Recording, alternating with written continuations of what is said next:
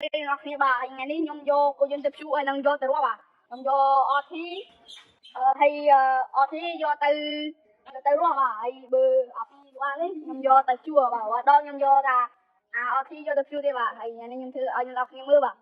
mưa tao này cũng phải chịu lại thì xia thì không sẽ nhung không bà làm quá à Hãy subscribe cho kênh Ghiền Mì Gõ để không bỏ lỡ những video hấp dẫn